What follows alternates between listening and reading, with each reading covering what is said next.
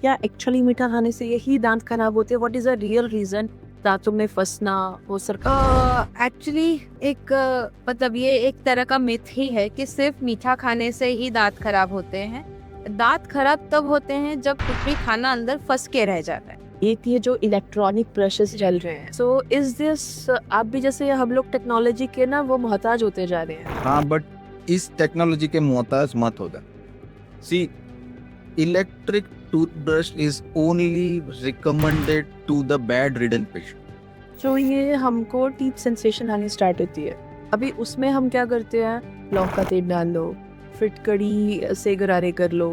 तो ऐसे जो करते हैं मेरे जैसे होंगे तो उनके लिए आप क्या बोलोगे? कि अगर ऐसा हो रहा है तो सबसे पहले डेंटिस्ट के पास में जाना चाहिए। अब रात को ऐसा हो रहा है, जैसा आपका क्वेश्चन है कि रात को 3 बजे आपको तकलीफ हो रही है, लौंग रख सकते हैं। लौंग इज माइल्ड एनेस्थेटिक, उसका कोई ट्रीटमेंट नहीं कर रही लौंग। लौंग रखने से दांत के कीड़े मर जा रहे, ऐसा नहीं है। What is this implant? Implantation के बारे में थोड़ा।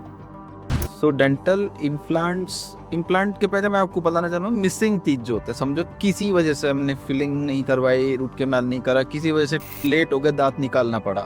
तो दांत निकालने के लिए फिक्स अगर अपने चाहिए है तो 2 चीज होती है।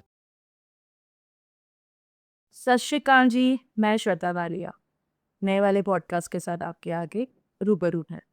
आज का जो टॉपिक है that is about the oral cavity of आर। अभी कैविटी तो अपने आप को ही बता दिया भाई क्या है। It's about the beauty of your face, कैसे आप मुस्कुराते हो, आपकी जो मुस्कुराहट है। कोई आपको बोल देगा यार तेरे दंदां दे विच ये प्रॉब्लम है, you get confused. So I am with a person जिनको not even a single person, they are a couple, I know them since 15 years।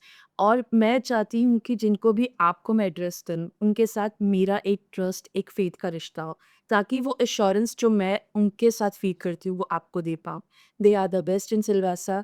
सो उनकी एक टैगलाइन है विच मैंने चुरा ली है, that is oral cavity is the mirror of overall body.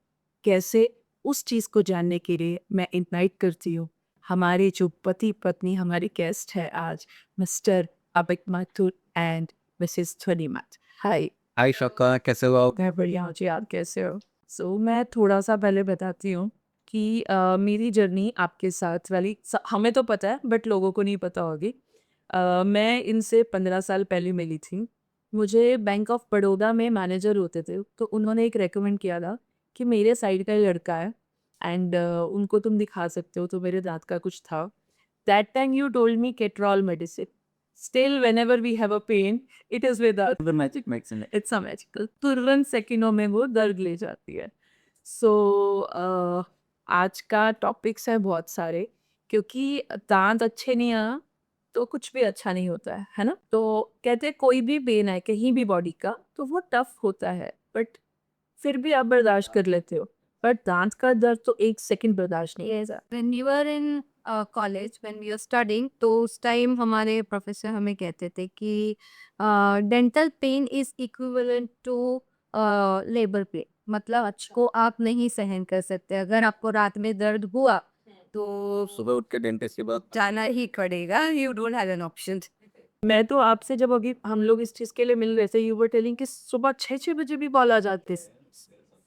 हाँ, patients are suffering since midnight, लेकिन उनको भी थोड़ा सा लगता है कि इतनी रात को कैसे। थैंकफुली 6 बजे आता, 3 बजे नहीं आता तब। तो आप लोग क्या करते? नहीं, इट्स अच्छा, मुझे एक चीज जाननी है सबसे ज्यादा, ये आजकल जो ट्रेंड्स चल रहे हैं कि आप मतलब दांतों के लिए ये चीजें करो, वो चीजें करो, तो उनके मैं अभी चीजों का नाम नहीं लूंगी, वो आप ओवरऑल इन चीजों के बारे में बताओ कि इसमें लोग जो इल्यूजन्स में फंसते जा रहे हैं रिगार्डिंग टीथ को लेके, उसके बारे में आप क्या बोलोगे? एक्चुअली अभी कैसा है कि सब सब लोग बहुत प्रेजेंटेबल होना चाहते हैं। They want they like social life इतनी ज़्यादा बढ़ गई है सोशल मीडिया को लेके या किसी भी चीज़ में, तो people want to get a perfect smile या ऐसे। तो even the brand endorse like that कि ये करोगे तो एक स्माइल ऐसी होगी, वो करोगे तो वैसी होगी, which is somewhere it's good, लेकिन no one will tell you the facts. Actually, I would like to add, हाँ। healthy smile is the best smile. if your teeth and gums are not healthy, so definitely your smile will be hampered. So what we suggest, healthy smile is the best smile. आपने एक social influences की, जैसे कोई भी celebrities है, वो कोई भी प्रोडक्ट को जैक को यूज़ करो, ये कोलगेट को यूज़ करो, पेप्सोडेंट करो, कोई भी ब्रांड्स है उनकी बात है, तो जो भी आंख बंद करके बोल देते हैं को लोग, तो क्या एक्चुअली एक पर्सन को उनको यूज़ करना चाहिए? Is a personal choice actually, लेकिन जैसे अभी there are many stars who are endorsing paan masala गुंगा, so people are not using them, that is they must not use that. So ऐसा कुछ भी नहीं है अभी. n number of brands है, and some brands are genuinely good, but some brands are like, अभी आप जैसे बता रही हूँ कि कोलगेट ऐसा ना, इट इज अ एक लैंडमार्क बना लिया है उसने. देर आर मेनी पीपल जो आके बोलते डॉक्टर साहब हमें कौन सा कोलगेट यूज करना है. सो कोलगेट इज तो ऐसा ही लगता है कि वो जो टेस्ट का सिनोनिम बन गया है कि कोलगेट ऐसे, जैसे जैसे मिनरल वाटर का सिनोनिम बन गया बिस्लरी. बिस्लरी की बॉटल था. वो कोई भी ब्रांड आएगा, बट आप बोलोगे तो बिस्लरी देते हैं. तो टू कंटिन्यू दिस, देखिए अब स्टार्ट ही हम लोग वैसे करते हैं तो अच्छा रहेगा. टूथपेस्ट और टूथब्रश. टूथपेस्ट जो in a normal condition, in a day to day scenario, जो भी ब्रांड फ्लेवर आपको पसंद है आप यूज कर सकते, but they should not promise कि we are teeth whitening toothpaste. So teeth whitening मतलब उसके जो ग्रेन्यूल्स रहेंगे वो बहुत ही ज्यादा कोर्स रहेंगे, ज्यादा एब्रेड करेंगे हमारे दांत. तो जो नॉर्मल डेली शाइन या ऐसा है वो ठीक है. एडवांस शाइन दांत चमकाने वाले toothpaste you should avoid. I don't want to name those any, I don't want to take any names, बस जो भी आपको डे टू डे आपको फ्लेवर पसंद है, actually it is a medium. It's a media. जैसे हम सोप यूज करते हैं just to rub our body, this is how dust you have to put on the brush, and उसका medium है softening the day to day dirt. Main role जो है, की feature जो है, की रोल है आपका ब्रश से. You have to use a ultra soft otherwise soft toothbrush. मैंने ना अभी क्या किया, वो जो मैंने इंट्रो करा ना, तो वो रिलेटेड थी वो चीज़ें, तो मैं वहाँ पे कंट्रोल नहीं कर पाई. बट जो बेसिकली हमारा जो फॉर्मेट है, हम आपको लोगों तक आपकी जो लव स्टोरी है, आप कहाँ से हो, वो हमारा एक वो मुद्दा होता है. पहले सेगमेंट पहले people should know you about, but वो क्वेश्चन मैंने जब इंट्रो करा यहाँ क्या, तो मैं उसके आगे उसको वहाँ पर वो माइंड में बहुत सारे थॉट्स होते हैं ना कि, तो उनको मैं कहीं पे लोप नहीं करना चाहती थी. वो है काफी काफी तो ये चलेगा. तो सबसे पहले आप राजस्थान से हैं, she is from Gujarat. Yes, यही नहीं के हो नहीं. तो वो तो पता है कि आप एक साथ पढ़े, तो राजस्थान और गुजरात में तो एयरलाइन यूज कर लो, जो जापानी वाला सबको होते हमने कि एक ओल्ड स्टोरी है, ओल्ड, हाँ इसने मुझे फंसाया वो तो ठीक है.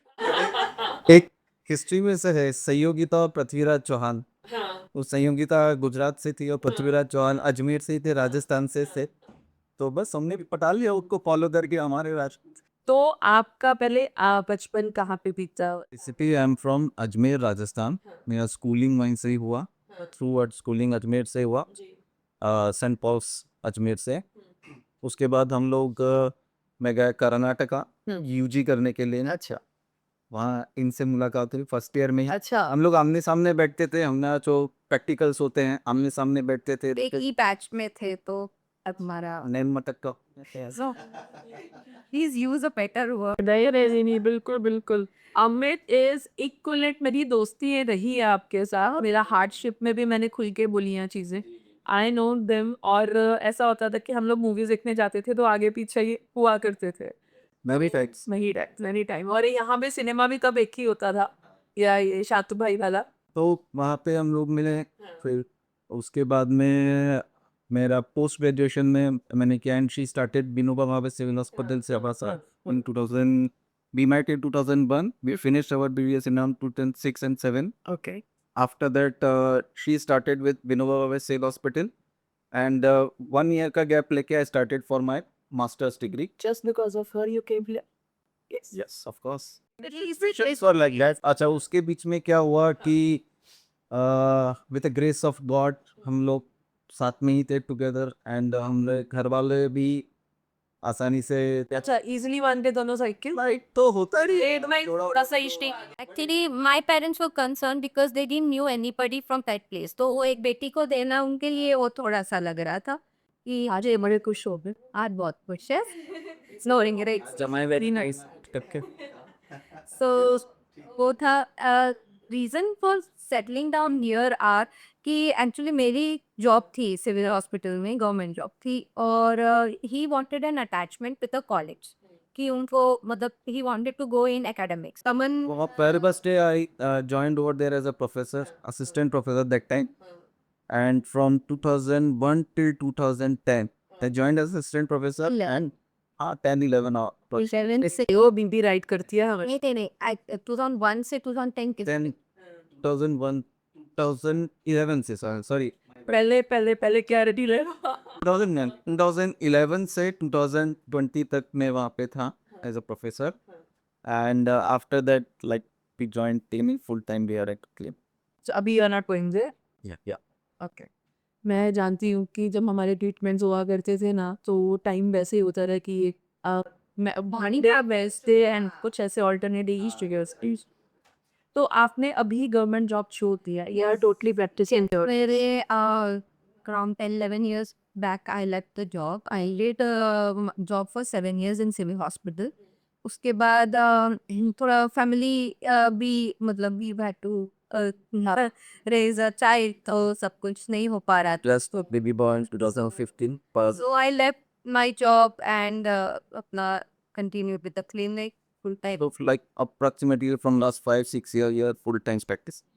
सो जब गवर्नमेंट जॉब आपने छोड़ा एंड अभी आपने अपने काम में कर रहे हो डेफिनेटली अपने काम में ऐसी कोई रीज होती नहीं है it's like you are your own boss any time तो कुछ ऐसा लगा कि यहाँ पे तो चलो बिजनेस फ्लरिश हो ही चुका था आपका part time use to come यहाँ पे कभी ये बात ये थे ना तो कहीं पे वो चीज़ों में दोनों प्रोसेस एंड कॉन्स लगे उसको छोड़ के यहाँ नहीं प्रोज ही है अर्जुन से कि कोई कॉन्स है नहीं, क्योंकि ऑब्वियसली आपको एक्सपोजर ज़्यादा मिलता है वहाँ पे, बट जैसे freedom of doing what you want to do वो आपको अपने नहीं You want to do a work you can do in your own private sector. कोई ऐसा इंस्टेंस नाम लिए बिना कुछ शेयर कर सकते हैं कोई वहाँ का फनी इंस्टेंस हो funny Yeah. jokes should I say. But I'll always remember civil hospital for what it has made me or given me. Okay, it has made me a You always remember your first job. first yes. It has given me a lot of confidence I should say. और दूसरा कि मतलब जैसे freshly out of college हमें पता नहीं होता है, so it gave me a platform कि कैसे explore करना है, and then we get to know so many people. मतलब इतने सारे स्ट्रेटा से वहाँ पे लोग आते हैं, सब टाइप के लोग. When you are in a private setup तो उनका अलग एक क्लाइंटेज अलग है, थोड़ी क्रीम और थोड़ी सब हाँ पर क्लाइंटेज अलग है आपका और वहाँ का क्लाइंट का. सो देर आर मेनी इंसिडेंट्स और फनी एज यू आस्क्ड बहुत फनी इंसिडेंट्स होते हैं एक्चुअली. आप करे होंगे सिविल हॉस्पिटल में पहले तो ऐसा होता था कि टोकन मिलते थे, तो हर डिपार्टमेंट्स के मतलब हर स्पेशलिटी के आपको टोकन्स वहाँ से जनरेट होते हैं. वो टोकन लेके आपको उस डिपार्टमेंट में जाना है, वहाँ पे आपका काम. तो एक टोकन आया मेरे पास, पेशेंट नया पेशेंट, तो हम बैठे मतलब उसको मैंने कहा कि अच्छा बताइए क्या तकलीफ है. तो कहाँ तकलीफ है, लाइक दांतों में, कौन से दांत में तकलीफ. तो उसने वो he started lifting his shirt. तो मैंने कहा ये क्या कर रहे हो. अरे दांत दिखा रहा हूँ. मैंने कहा दांत नहीं, दांत दिखाओ, दांत नहीं. वो कंफ्यूज तो दांत वो नीचे उसने दांत के लिए बोला होगा, but they might have overheard. तो उन्होंने दांत का टोकन दे दिया और वो मेरे पास आ गया. मैं क्या कर रहे हैं भैया, ये थी दे सो दांत दिखाने लगे. मैंने ये यहाँ का नहीं है, ये आपको दूसरी जगह छाना पड़े. Scheme different. सो ऐसे बहुत फनी इंसिडेंट्स. और रियो अरे कोवल अभी सुना दो जो आपने वो जो सुना रहा था. वो तो खैर बहुत एजेड एक अंकल थे, तो उनके सारे दांत हिल रहे थे ऑलमोस्ट. मतलब काफ़ी सारे दांत हिल रहे थे उनके एजिंग के कारण या जैसा भी. तो परेशान होंगे वो कि ये दाँत किल रहा है, दर्द हो रहा है। मैंने उनसे पूछा कि क्या करना है? तो उन्होंने कहा दाँत निकालना है। तो मैंने कहा कि कौन-सा? बोले जो हिल रहा है। अब मैं देख रही हूँ मुँह में सारे दाँत किल रहे हैं। मैंने कहा पता चला एक-एक आधे बोले ये नहीं, दो डॉक्टर ने तो कोई दूसरा ही दाँत निकाल दिया। मैंने कहा आप प्लीज़ बताइए कौन-सा दाँत किल रहा है? 2-3 बार उन्होंने कोशिश की, पता नहीं कि ये वाला टंग से वो पोक कर रहे थे।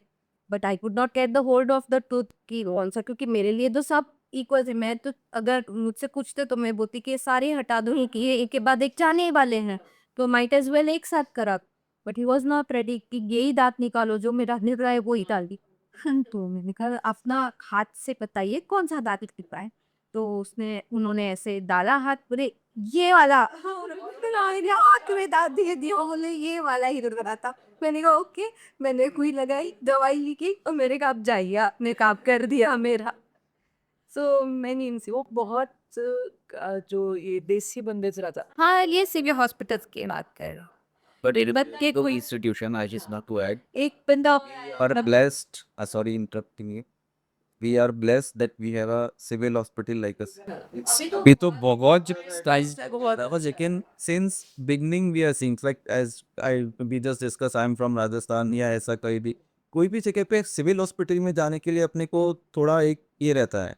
But we are blessed in Silvassa. We have very good setup and very good. मतलब हाई एंड उन्होंने एक इस चीज़ में थोड़ा-सा कॉन्ट्रडिक्ट है, they have good equipments but वो जिस तरह के हम नॉर्थ से आते हैं, the kind of doctors, expert doctors और वो इतनी देर-तरार आपको रेज़ोल्यूशंस में वैसी वाली चीज़ें यहाँ की होती।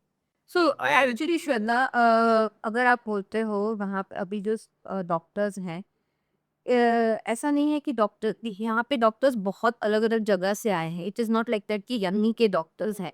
And I I tell you, यहाँ के जो डॉक्टर्स बने हैं, बिकॉज़ मैं तो बॉर्न एंड ब्रॉट अप हूँ यहाँ पे। यहाँ पे जो डॉक्टर्स बने हैं, दे और own their own hospitals now. वो लोग ज़्यादा देर सिविल में नहीं रहे। जो बाहर के आए हैं, and these people are those people who seek for jobs, क्योंकि ये सेंट्रली रूल्ड है। तो उनके पास जॉब का मतलब वो जब जाता है तो सब जगह एडवर्टाइज़मेंट जाती है, तो वहाँ से वो जॉब्स के लिए आते हैं।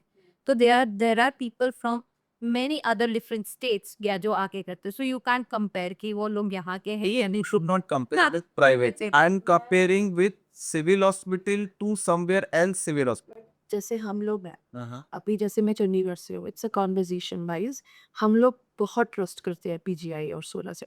So PGI is a gold standard. Adding next की PGI you can say कि Names change are एम्स है ना PGI है.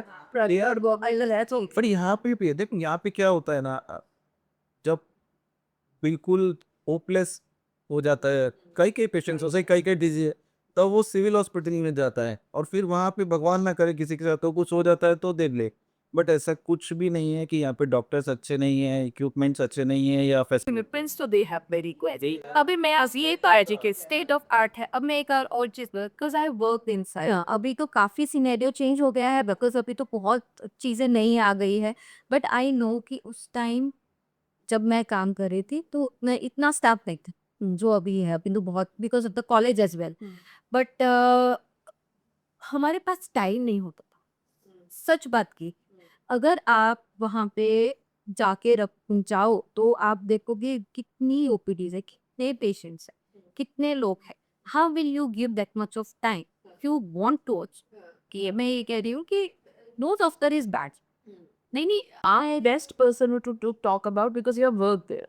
तो जो एक नॉर्मल जैसे कहते हैं ना वो अधूरा ज्ञान बहुत खराब होता है, तो वैसे से नहीं जो नहीं तो दैट इज व्हाट आई से कि नो डॉक्टर इज बैड। ऐसा तो नहीं है कि कोई लोग चाह के गलत करना चाहते हैं। देयर आर लिमिटेशंस पे। प्रोफेशनलिस्ट कोई भी डॉक्टर कोई भी प्रोफेशनलिस्ट अपने इंटेंशन अपना नाप क्यों खराब करेगा। So doctor Sahib and doctor साहब, मेरा क्वेश्चन है सबसे पहले basic oral hygiene per day की रेगुलरली क्या होनी चाहिए?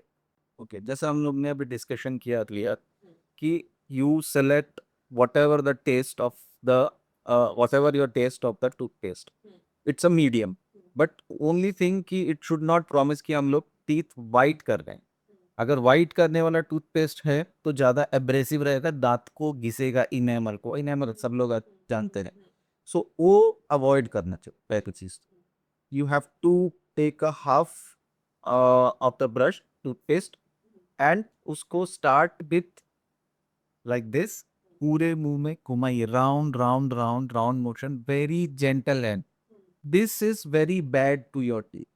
हम लोग क्या करें, सुबह उठे सब लोग थारी के जैसे कैसे चला रहे हैं। कोई भी चीज को अगर आप इतना घिस रहे हो सालों तक, एवरीडे दिन में 2 बार, तो वो टीथ को डैमेज कर। So very gently take half, round motion में कीजिए आउटसाइड। और सबसे बड़ी बात है जो हम लोग भूल जाते हैं, हमारे दांत के 2 साइड है, चीक साइड और टंग साइड। तो अंदर से भी उसको simultaneously round round round motion में लगाइए इससे।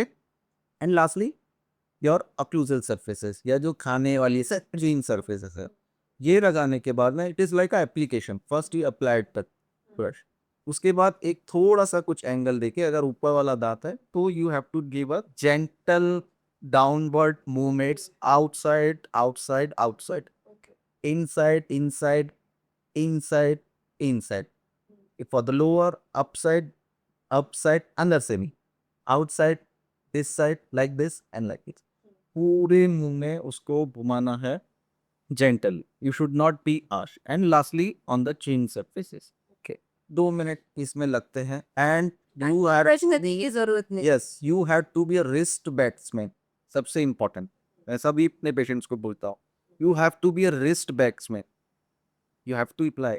ये जहाँ शोल्डर का मूवमेंट आएगा, शोल्डर से ज्यादा प्रेशर लगेगा इनेमल घी से, you have to do it like this, not like this.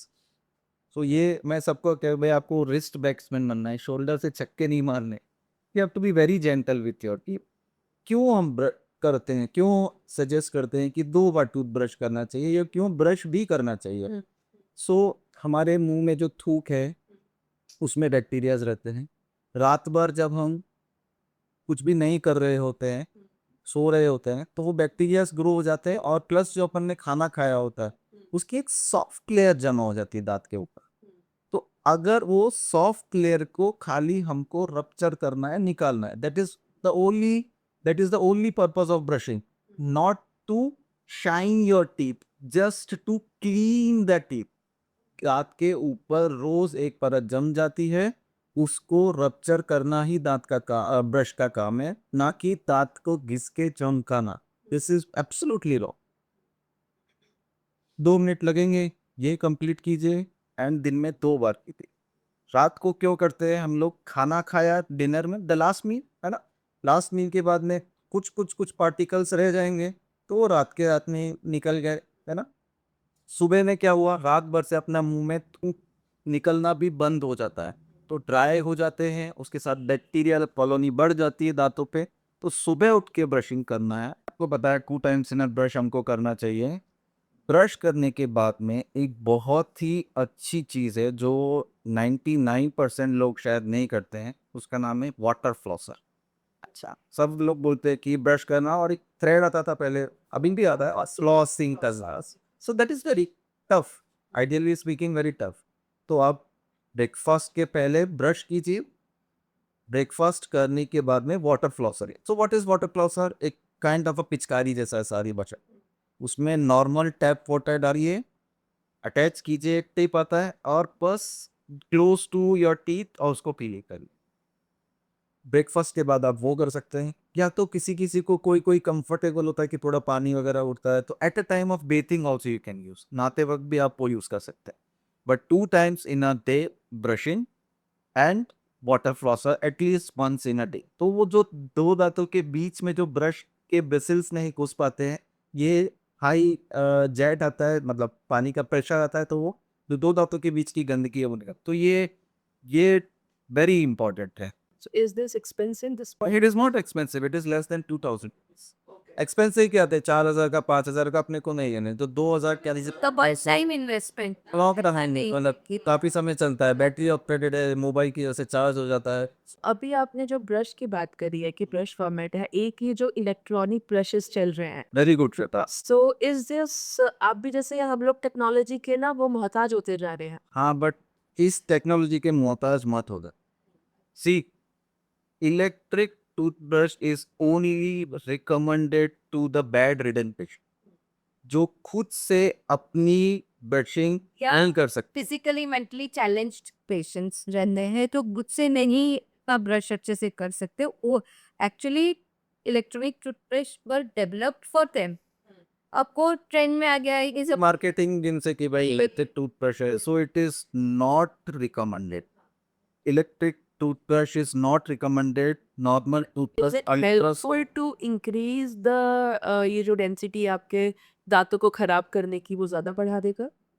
Might yes yes Yes. It is more abrasive. Embrace देखो उसका तो मोशन ही गलत हो गया। वो तो ऐसे ऐसे ऐसे राउंड मोशन नहीं आता है। तो जब वो राउंड मोशन में आ रहा है तो हमारी लॉन्ग मोशन कहाँ गए, ये वाला मोशन तो आचा स्ट्रोक्स कहाँ गए। So there are many techniques. वैसे भी कंट्रोल नहीं कभी कर पाते हो या आप एक जगह पे ज्यादा देर कर लिया या ऐसे तो if you are not controlling तो वो तो एब्रेसिव तो होगा ही। One more thing I want to add you in the day to day oral hygiene is, सब लोग पूछते हैं माउथ वॉश कितना करना चाहिए। So every day mouth wash करने की कोई जरूरत। हाँ, केमिकल नहीं but everyday mouth wash it's antibacterial thing, लेकिन everyday mouth wash is not required.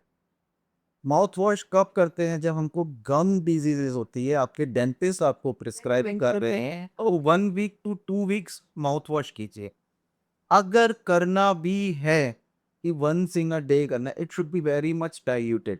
और उसका जो मैंने आपको अल्टरनेटिव बताया, उसका क्या है? थोड़ा सा आप माउथ वॉश डालिए के पानी में अच्छे से गार्बेज रख के चुपते हैं।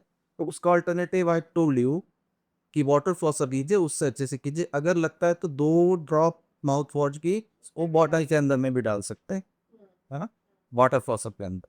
सो every day mouth wash is not recommended. जब आपके डेंटिस्ट बोल रहे हैं तब, क्योंकि गम डिजीज है, तब जरूर यूज करने।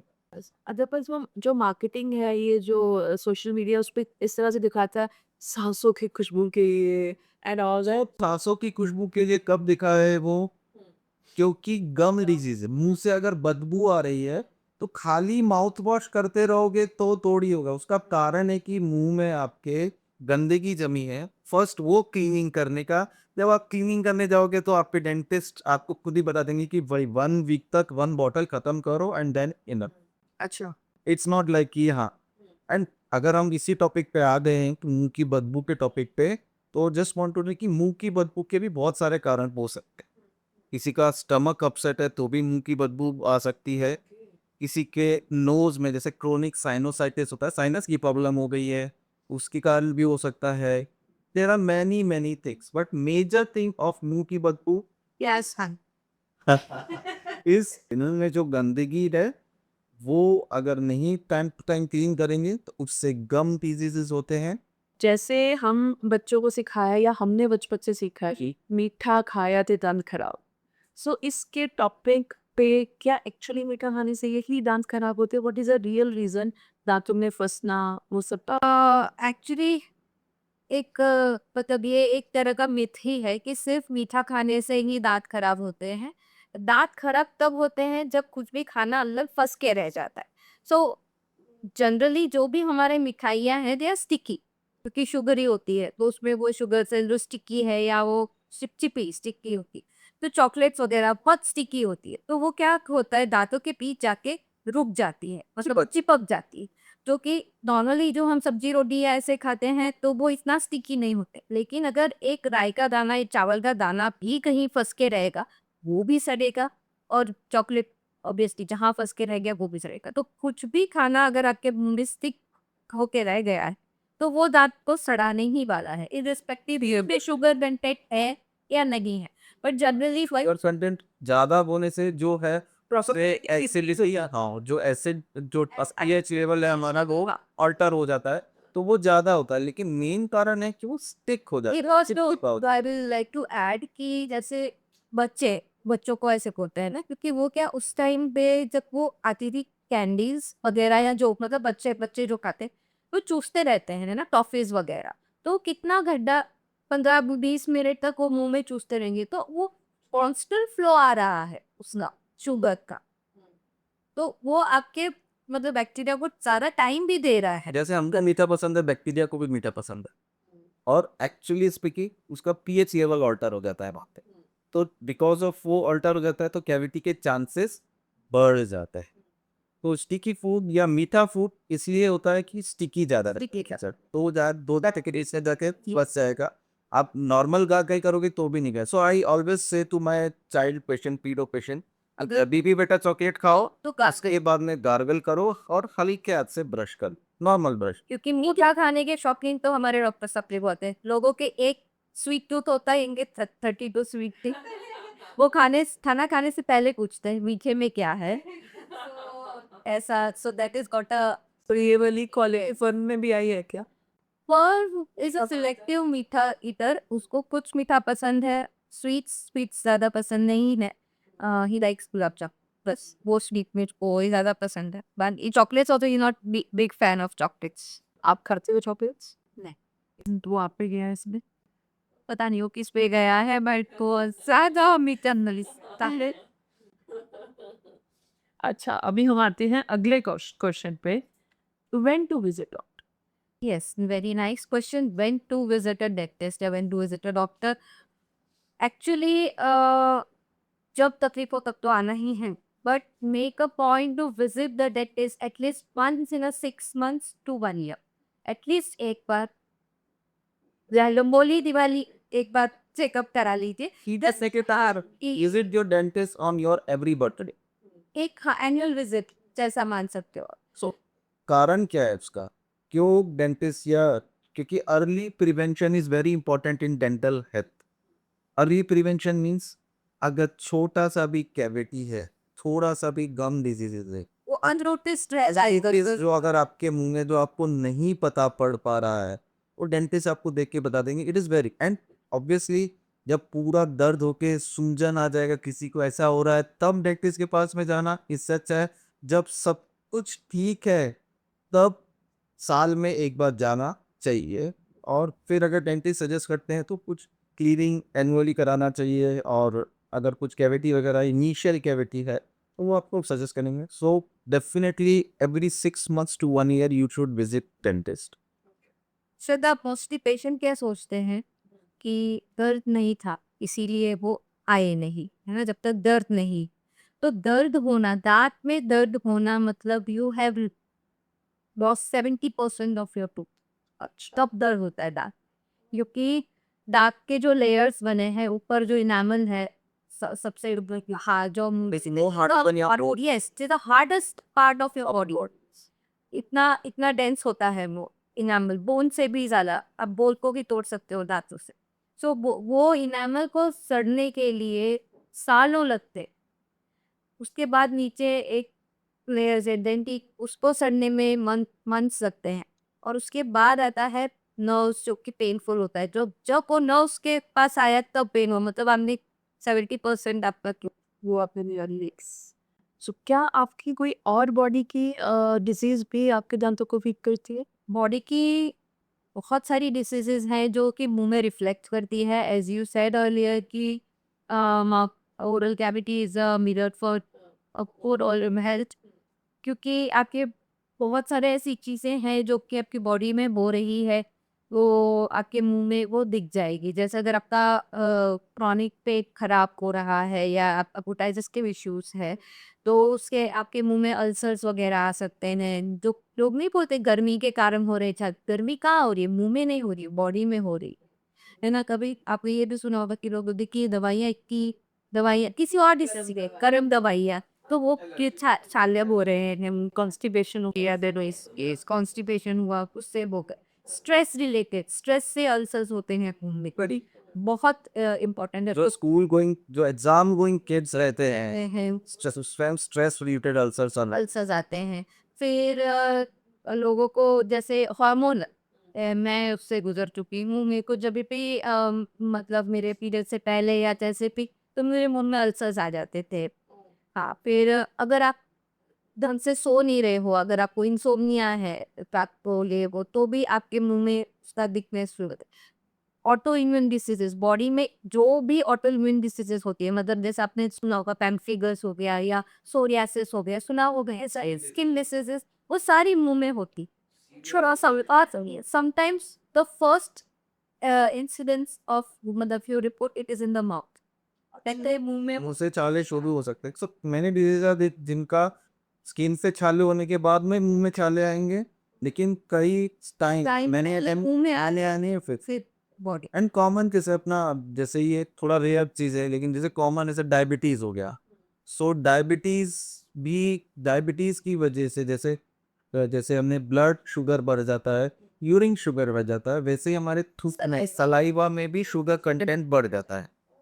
तो जब शुगर कंटेंट मुंह में बढ़ जाता है तो उसकी वजह से गम डिजीज शुरू हो जाती है।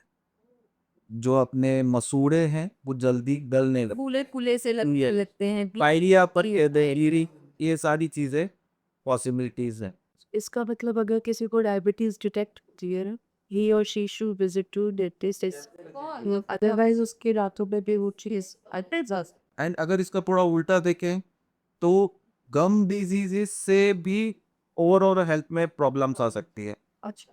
So there's a search is going on. People are doing research कि डेंटल केरीज के कारण भी उनको हार्ट इश्यूज आ रहे हैं कि नहीं आ रहे, क्योंकि ये भी एक it's a bacterial infection. So steam में यस, अगर वो आपके बैक्टीरिया जो है वो दांत से ब्लड स्ट्रीम में जा रहा है, वहां से तो पूरी बॉडी में सर्कुलेट हो जा रहा है, तो बैक्टीरियल एंडोकार्टिटिस को बोलते हैं। लेकिन कोई भी जगह पे कोई भी बॉडी में इन्फेक्शन अच्छा क्यों है, पहली पहली बात प्राइमरी थिंग, तो वो tooth is your body part. तो कोई भी जगह पे अगर बॉडी में इन्फेक्शन है तो वो सर्कुलेट हो सकता है, सेम लाइकवाइज दांत से भी हो सकता है। स्पेशली अगर हम इसी टॉपिक पे आ रहे हैं तो और एक चीज़ है कि अगर प्रेगनेंसी के टाइम में very important, as soon as third to sixth month, the second trimester is known as the safest for the dental teeth.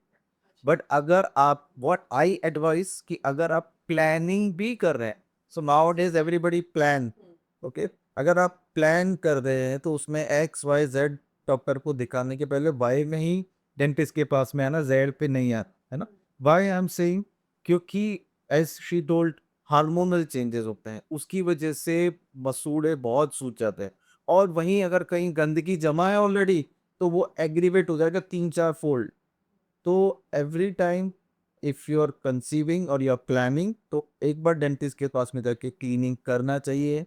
और सेकेंड ट्राइमेस्टर में अगर कोई समझो ऐसा किसी भी वक्त नहीं तकलीफ है इनिशियली, भगवान ना करे बाद में तकलीफ होती है, तो second trimester is consider the safest time जबकि आप dental treatment, maximum dental treatment करा सकते। इलेक्टिव करना पड़ेगा उसमें ऑब्वियसली, ये करना चाहिए या नहीं करना चाहिए, बट सेकंड स्टार्ट। एक और पॉइंट है, जैसे प्रेगनेंसी की अगर हम बात कर रहे हैं, प्रेगनेंसी के टाइम पे एसिड रिफ्लक्स बहुत होता है, वॉमिटिंग, नौशिया जो भी है, मॉर्निंग सिकनेस कह लो, तो उस टाइम जो भी एसिड रिफ्लक्स होता है, जो मतलब वो वॉमिटिंग होते हैं, उसके कारण भी दांतों पे असर पड़ता है, बिकॉज दोज एसिड्स जो पेट में से बाहर आते हैं उससे लेयर आपकी हटती है, एब्रेजन, हाँ एब्रेजन अंदर की साइड साइड पे, काफी ज्यादा तो फिर हो भी सब कुछ आपको मतलब उससे भी इफेक्ट आता है जैसे, इसीलिए ओवरऑल बॉडी का जो भी है सब कुछ जो भी, coming back to your question, कि ओवरऑल बॉडी में जो भी हो रहा है वो मुंह में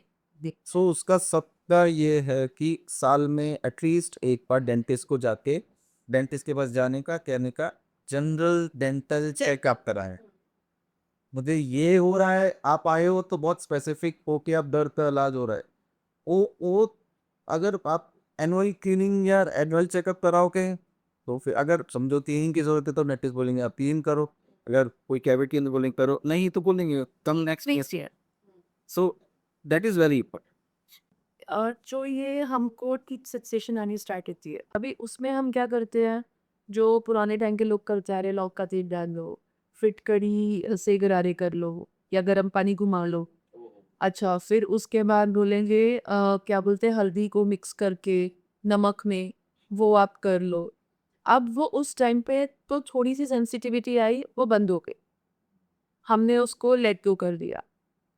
तो ऐसे जो करते हैं मेरे जैसे होंगे, तो उनके लिए आप क्या बोलोगे? देखो श्वेता, बहुत ही अच्छी चीज़ आपने पूछी है, I am thankful to you. मैं भी चाहता था कि ये चीज़ लोगों तक पहुँचे। सबसे पहली बात तो लॉन्ग से अपन शुरू करते हैं, एक एक करके जो आपने नाम लिए ना। अच्छा, हम पहले सेंसिटिविटी से शुरू, जैसे मैडम ने बताया कि 3 years रहती है। जब खाना थोड़ा सा फंसना शुरू होता है तब खाली खाना कसता है, अच्छा। टूथपिक लेके निकाल दिया, लाइफ चल रही है। जब वो सेकंड लेयर में पहुंचता है, which is like second layer and close to again अपने जो अंदर जड़ नस दोषी बोलू का, तब सेंसिटिविटी शुरू हो।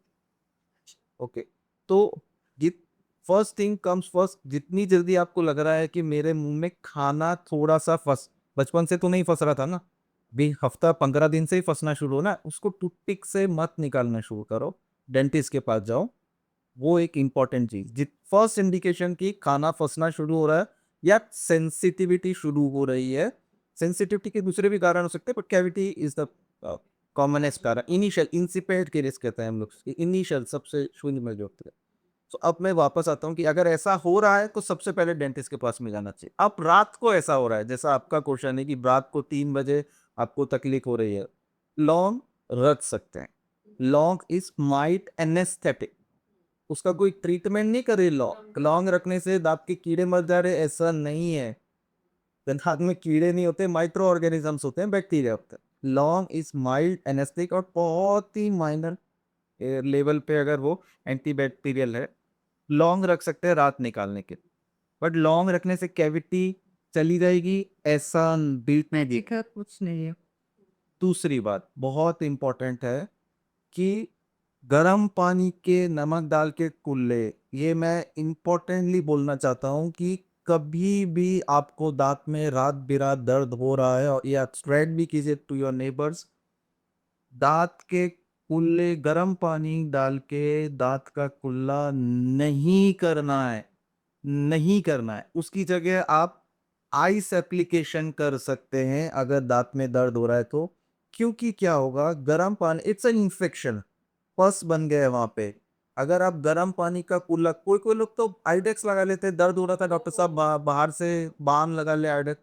ये सारी चीजें नहीं, गर्म से बचना है, बाम आइडेक्स से बचना है, क्योंकि वो लगाने से आपको स्वेलिंग आ जाएगा और अगर आया है तो वो ड्रास्टिकली बढ़ जाएगा। सिंपल एग्जांपल मैं दे रहा हूँ, जो पस है पानी है ना, पानी को अगर अपन चाय बना रहे हैं, पानी में टेम्परेचर बढ़ा दिया तो चाय उबल के बाहर आ जाएगी ना। सेम कॉन्सेप्ट है। जब इन्फेक्शन बहुत कॉम्प्लेक्स है, लेकिन I am trying to make it very simple for you and everyone, कि सिंपल ही रखो कि भाई जब तक अगर है तो गर्म पानी में नमक डाल के कुल्ले नहीं करने का। उसका बहुत एक स्पेसिफिक टाइम है जब गर्म पानी हम लोग एडवाइस करते हैं। जनरल भी क्या है कि नहीं करा, उससे अच्छा आइस लगाओ। दूसरी बात, आप आपने हल्दी का नाम लिया, हल्दी इज वेरी गुड। बहुत सारी स्टडीज हुई है आयुर्वेदिक में और हमारे इसमें डेंटिस्ट्री में भी। हल्दी is good only for the ulcers. गुड़, हाथ के ऊपर कुछ हल्दी भी लगाओगे और शहद, गुड़ हल्दी और शहद मिक्स करके आप थोड़ा पेस्ट सा बना के छाले के ऊपर लगाइए, वो सूदिंग है। दांत में दर्द हो रहा है, हल्दी डालने से कुछ करो। सो लॉन्ग, थोड़ा दर्द है, रात निकालने के हिसाब से दर्द लो, लेकिन उससे कैविटी फिलिंग नहीं हो रहा है। गर्म पानी एब्सोल्युटली नो, गर्म पानी में नमक डाल के फिटकरी डाल के कुल्ला नहीं करना है। उसकी बजाय अगर है, बाहर से हल्का हल्का आइस लगाइए और सुबह डेंटिस्ट के पास में जाइए। रात की मैं बातें कर रहा हूँ। और तीसरा, हल्दी, गुड़ और शहद, ये सब मिक्स करके छाले पे लगा सकते हैं, वो अपना घर का नुस्खा है। पिछले वाले पे एक चीज ऐड करना चाहूंगी। आप बोलते कि सेंसिटिविटी थोड़ा टाइम हुई फिर ठीक हो गई, लोग बोलते कि अरे वो थोड़ा टाइम हुआ था ठीक हो गया, सो दे निग्लेक्टेड। वो ठीक भी इसीलिए हो रहा है कि बॉडी का भी एक डिफेंस मैकेनिज्म है का भी। तो वो क्या होता है कि जब आपको सेंसिटिविटी होती है तो body also tries to heal it. क्यों हो रही है sensitivity, it's a deeper subject to explore. क्योंकि अपने दांतों में जो है ना, वो there are small channels, pipelines जैसे, जो कि पूरा नर्व्स तक जाते हैं। वो ब्लॉक हो गए, नर्व्स को नहीं मिल रहा है स्टिमुलस, तो वो सेंसिटिविटी आपकी ठीक हो सकती। सो वो ठीक हो भी जाती है सेंसिटिविटी ओवर टाइम में। हम भी कोई मैजिक नहीं करते हैं, व्हाट वी प्रिस्क्राइब वो भी यही काम करता है कि वो एक बैरियर बना देता है कि नर्व्स को डायरेक्टली स्टिमुलस ना मिले। सो वो किसी भी तरह से अगर वो स्टिमुलस रुक जाता है तो आपका सेंसिटिविटी भी ठीक हो सकती है। बट अगर आपको कुछ भी गलत लगा है तो आप you have to at least take an opinion from the experts, तो it will give you better options rather than कि आप कुछ भी कर लो उस चीज को निग्लेक्ट करते हो और बड़ा बड़ा बड़ा जितना हो सकता है जल्दी डेंटिस्ट को चेकअप करना चाहिए। ये सारी चीजें रात निकालने के लिए। डेंटिस्ट भी और बाकी भी कोई भी तरह की तकलीफ है, वी शुड विजिट बिकॉज वो लेटर स्टेज तक नहीं जानी नहीं हो। अभी आपने कुछ प्रॉब्लम्स का नाम लिया था, उसके अलावा भी और कौन सी डेंटल कॉमन प्रॉब्लम्स हैं जो आप बताना चाहोगे? सी दांत ओरल कैविटी में दो चीजें हैं, दांत और मसूड़े। तो मेन चीजें हैं जो कि आपके मुंह में दोनों में डिसीज होती है। दांत पे होती है, जैसे दांत में सड़न लगती है, मतलब उसको कैविटी या सड़न या जो भी कह। और जब मसूड़े की डिसीजेस होती है तो उसे पायरिया कॉमन टर्म में बोलते हैं या पैराडोंटल, मतलब मुंह में से बदबू आना, ब्रशिंग के टाइम खून आना, दांत ढीले होना, वो सब गम्स रिलेटेड। दांत क्यों ढीले हो रहे? क्योंकि आपके गम्स मसूड़े जो है वो कमजोर है, तो दांत ढीले रखे। सो देर आर टू बेसिक जो कॉमनेस्ट प्रॉब्लम्स है कि कैविटी हो रहा है या पायरिया हो रहा है। उसूले पायरिया की वजह से। हाँ, मसूड़े में जो भी पायरिया मतलब मसूड़ों में सूजन। सूजन। और उसकी वजह तो इसको ट्रीटमेंट में कितना टाइम लगता है? एक बंदे का एडवांस मतलब ज़्यादा नहीं बढ़ा है और उसको पायरिया हुआ ना, उस टाइम Feedback कर रहा है, उसमें स्टेजेस है। ट्रीटमेंट पार्ट के लिए हम आ जाते हैं, थोड़ा उसको बीफ मैं कर देता हूँ। अगर जैसे मैडम ने बोला या आपने भी बोला, छोटा सा कैविटी है, उसमें डेंटल फिलिंग्स हो जाती। शादी बच्चों को हम सीमेंट बनाने को देते हैं, डेंटल फिलिंग्स हो जाती, क्योंकि रेस्टोरेशन, डेंटल रेस्टोरेशन प्रिसाइजली हम नहीं दसते। मसाला भी हाँ, पाते हैं, कोई बात है, मसाला बहुत सा मसाला भी को सो डेंटल फीलिंग्स हो जाती है। छोटू सा कैविटी है, गो टू योर डेंटिस्ट। खाना फंसना सबसे पहला इंडिकेशन है, या फिर थोड़ा सेंसिटिविटी हो रहा है, पहला इंडिकेशन है, डेंटिस्ट के पास में जाइए और उसमें फीलिंग करा रही। अब हम क्या करते हैं, जैसे आपने बोला रात में कुछ डाला लौंग, थोड़े दिन निकल गए, तो आपका दर्द तो चला गया, सेंसिटिविटी तो चली गई, बट इन्फेक्शन तो वही है ना। तो वो बढ़ते बढ़ते अंदर रूट्स में, नस में, जड़ में, जो भी अपन बोले, जब वहां पे पहुंच जाता है तो ट्रीटमेंट प्लान चेंज हो जाता है। जो अपन छोटा सा एक फिलिंग करा लेते थे, अब वो पहुंच गया है रूट्स तक। तो रूट को पूरा क्लीनिंग करना, उसको रूट कैनाल ट्रीटमेंट कहते हैं, अभी सब लोग, ज्यादातर लोग जानते हैं। तो जो छोटू से फिलिंग से कहाँ हो सकता था, अब पूरा रूट्स क्लीनिंग करना है, रूट्स को फिर फिलिंग करना है। टाइम बढ़ बढ़ जाएगा, दर्द बढ़ जाएगा, और फिर काफी टाइम पे हम लोग उसके ऊपर कैप भी लगा। तो ये है। अगर हम गम्स की बात करते हैं, तो गम डिजीजेस के लिए already I have told you कि एक साल में एक बार डेंटिस्ट के पास जाना चाहिए। क्यों जाना चाहिए? अगर उनको लगेगा, और सबकी हो जाती है, मैं खुद का कराता हूँ। अगर अगर ऐसा कुछ होता था कि कोई दांत क्लीनिंग करने से घिस रहे हैं, या वो तो हम खुद की तो नहीं करते थे, नहीं दांत तो मोती से चमक रहे हैं। ओके, सो अगर क्लीनिंग करना इस, हम लोग दांत को घिसते नहीं है। दांत और मसूड़ा, ये दांत है, ये टूथ है, ये रूट है, उसका जड़ है, और ये मसूड़ा है। इसके बीच में जो बहुत से समझो गंदगी है, वो जमती है टाटर, कितना भी हम ब्रश करें। तो वो जो है, वो टाटर अगर जमा है, सॉफ्ट गंदगी, ओके ओके, एक येलोइश लेयर सबने देखा होगा, जम जाती है, खासकर अंदर की तरफ। तो उसको डिसरप्ट करना ब्रश की बात नहीं है, हम ब्रश से कोशिश भी नहीं करनी चाहिए।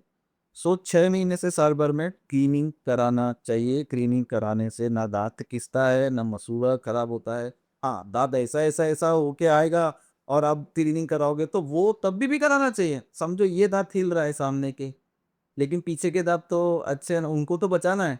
तो इसको तो निकलवाओ, बाकी की क्या। कोई कोई बोलता है कि दांत क्लीन करने से हिल जाते हैं, ऐसा ऐसा होके आया, और क्लीन करोगे तो कुछ भी हिलेगा ही, वो जाने ही वाला है। एनी इन जनरल रूल, साल में एक बार डेंटिस्ट के पास विजिट करना चाहिए और क्लीनिंग कराना चाहिए। जैसे अभी हम लोग इस टॉपिक पे बात कर रहे थे प्रॉब्लम्स के बारे में, तो अभी प्रॉब्लम्स के साथ उनके ट्रीटमेंट के बारे में भी नहीं बताना चाहिए। व्हाट इज़ द कॉमन, दांत में दर्द आ गया, एडवांस स्टेज पे आ गया, तो एक कॉमन ट्रीटमेंट कौन सा होना चाहिए?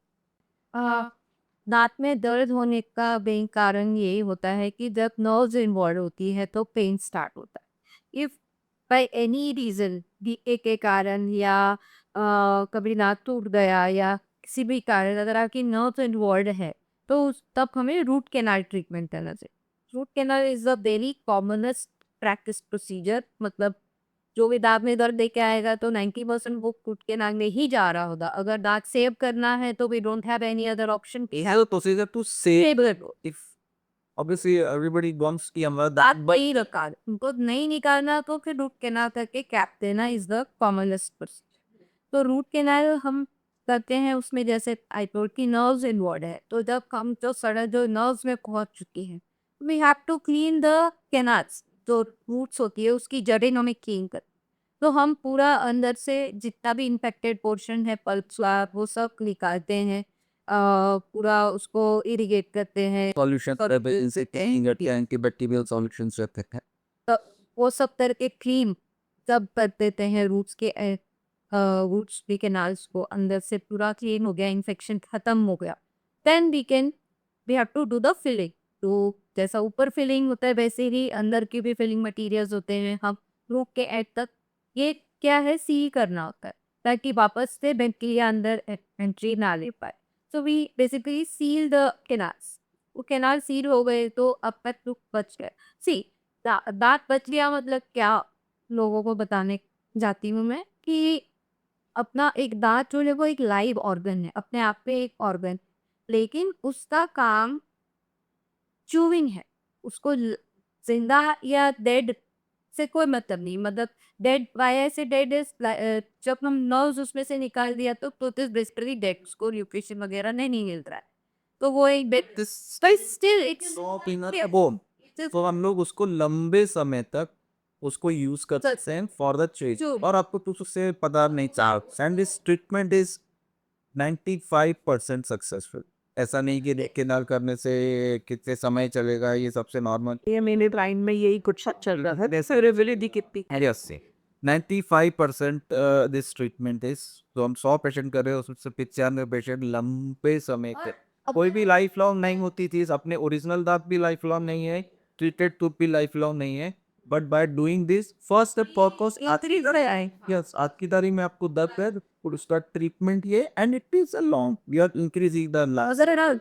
ऑप्शन क्या है?